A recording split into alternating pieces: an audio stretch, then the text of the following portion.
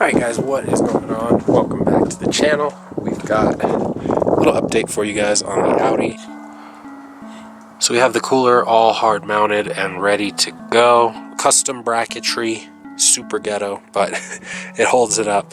It does the job. So we've got two bolts. They're extended bolts that go through the center crash support with a little bit of overhang. So I went ahead and added two nuts on the top, mounted that to the crash support bolts, so those are all good. We've got also with the headlight mounting bracket, the bolt that goes through there will also pinch this. I did test fit. It doesn't throw anything off crazy, so we're good on that. We've got the cooler actually mounted to the bracket right back here up top. We've got a center piece welded on, and then that one is going to a riv nutted or I guess the center crash support has a riv nut in it, and then it attaches to that middle center support, just because when this thing is full of coolant it's going to be pretty heavy and we don't want it to break anywhere in here. So yeah, we also have a mount up front here. That one also does have the riv nuts added in the front, and then it mounts on the bottom right down there. So pretty clean, not too much of an eyesore. You can hardly tell it's in. When the bumper is on, you'll just see this part right here, and of course the paint is super crappy, so it's already chipping. So at one point we will go ahead and get it powder coated and not have to worry about that anymore. But yeah, so with the cooler we have the inlet right here on the bottom. I believe that's how it runs. I think it goes starting with this side, and then the outlet is on that side. But however, this cooler has both ports on the same side. So we have inlet going on the bottom and then outlet coming out the top, and then it'll just ride along the top here, 90 down and then 90 again, and then it'll attach to the OEM location line right there. So pretty simple. So went ahead, added oil to the car, made sure there was an oil filter in the new housing. There was, so that's good.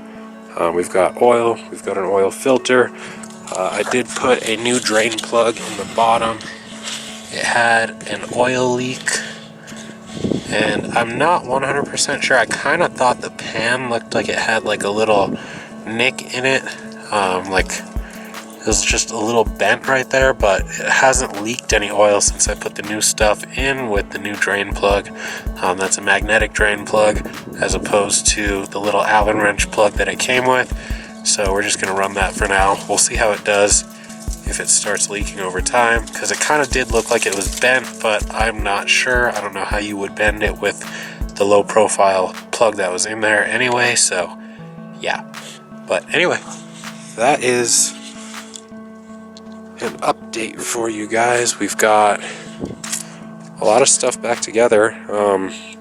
Just got to put the front clip back on all the way, clean up the engine bay before we finalize it. I got some electrical contact cleaner, we'll use that, and then I want to buy a steam cleaner from Harbor Freight, get everything all cleaned up and pretty, and then start reassembling. So yeah, now on to the Volkswagen.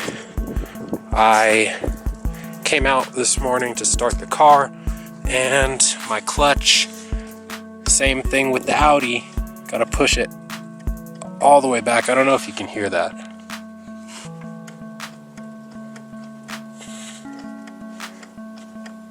So it's only, I mean, you've got that much play, and then right there is where it's engaging the switch. So I did do a modification to make the switch engage sooner.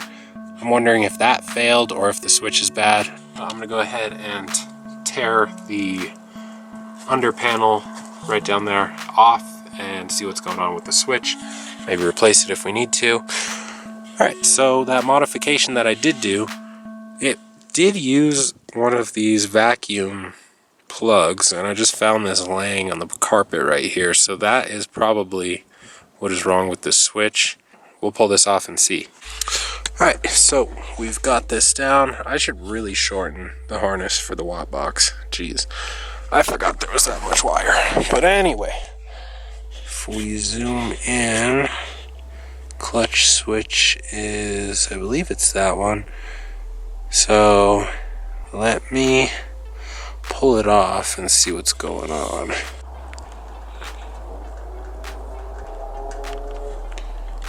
Alright guys, so hours later we have our clutch switch. So the way this thing works is it self-adjusts. So I can pull it out and it's got about an inch for the plunger to travel. And then if you push it too hard, it goes down to its like 1/4 inch setting and doesn't have any travel, and that was what was the issue.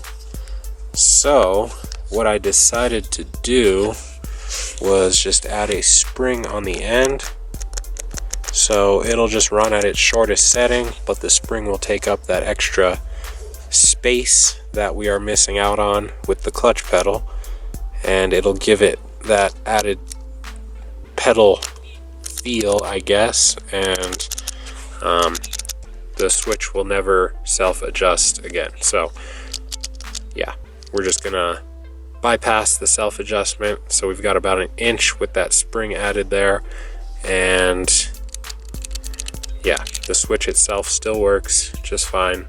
It's just in its shortest setting, which is super annoying. So yeah, probably time to get a new switch, honestly, if that is happening to you, but we'll see how long this fix works. So hours later, finally got it.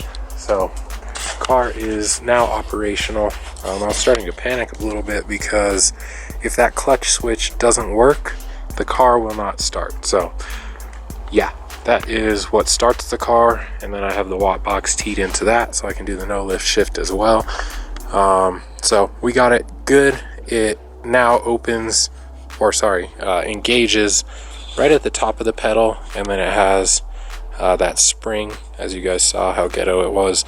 So that'll absorb how hard I push the pedal so it doesn't completely break the switch out of the mount.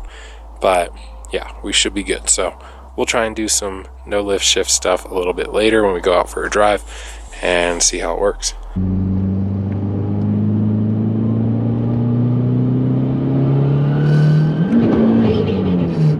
See, I could do that. That was all messed up. Oh my god, dude. So messed up. Poor attempt, guys. That was just all clutch. See, that's the fun stuff. We're trying. We're learning again. I have to have my foot down a lot more than, because the car's already pulling so hard that I don't want to.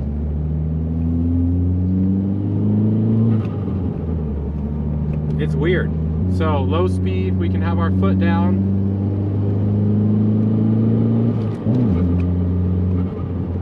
So there it was. There was a quick one, no flames or anything. It was definitely jerky. So let's try again. So foot down.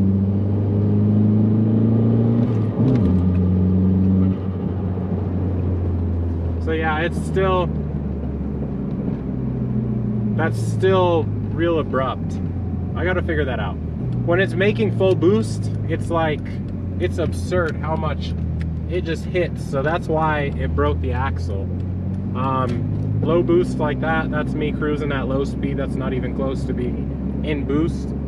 That is totally manageable, but you can still feel the jerk. It wants to, it cuts and then it brings it back in. So 150 milliseconds, maybe even shorter than that. And I'm not really a really fast shifter. It's just, I have to look at what the settings are. I'm gonna flash the box onto the computer and read what it has on it, and I'll figure out what those settings are. But for now, it seems like the cut time is still really long, because by the time I'm out of the clutch, power still hasn't come back on.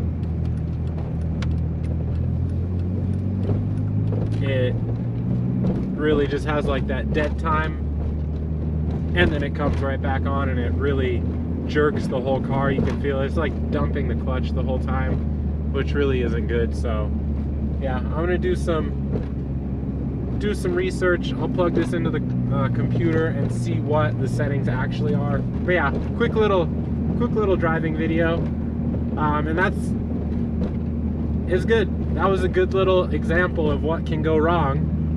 You can miss all the gears. So I literally just went, thought the cut was ready, stabbed the clutch, it wasn't ready, it didn't cut, it just revved all the way up, and then I had pulled it out of gear and was panicking and missing all the gears, just grinding all the gears. So yeah, that was fun. I'm glad you guys got to see that.